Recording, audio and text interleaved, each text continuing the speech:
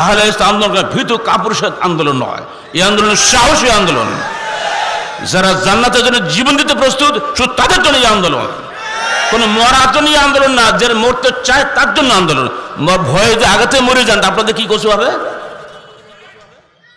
বন্ধুগণ আমার, সত্যের জন্য সাহস লাগে, সত্যের জন্য সত্যের প্রতি ভালোবাসা লাগে, সত্যের জন্য আকাঙ্ক্ষা লাগে।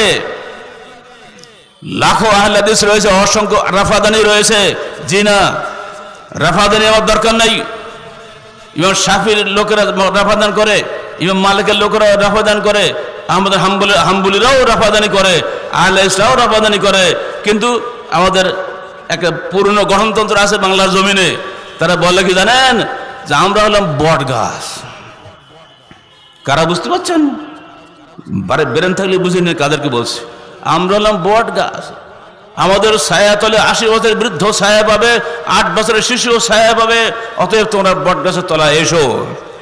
আর আমরা বলি বট গাছ মরলে 10টা বাড়ি গাড়ি ভেঙে ফেলে, আর বট গাছের শিকড় দিয়ে কোনো বট গাছ বের হয় না। আর আমরা হলাম কলা গাছ। কলা গাছ, কলা মানুষ খাবে, গাছ পড়বে, কোড় বেরোবে, আবার হবে, কবার বারবার। এই জন্য আহলে জান্নাত সবাই ভয় পায়।